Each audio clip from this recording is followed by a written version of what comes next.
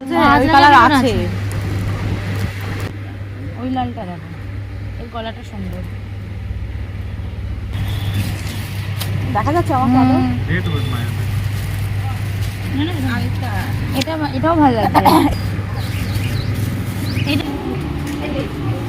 ও বিল করতে হবে।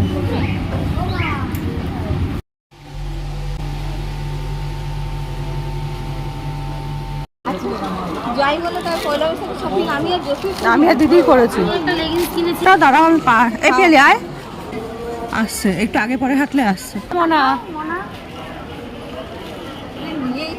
সবাই মিলে এসেছি, সবাই থাকবে। আজ 100 বছর পর আমি বুঝছি কি করবো। আচ্ছা আমি ওইটা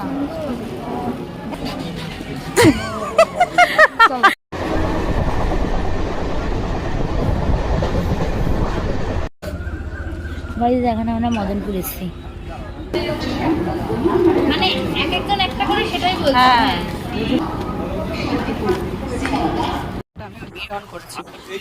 গাইস, আমার বান্ধবী নতুন একটা জামা কাপড়ের দোকান খুলেছে। মানে গামছা থেকে শুরু করে লুঙ্গি টপ, ছেলেদের জামা, সারা বছর নাইটি একসাথে কিনে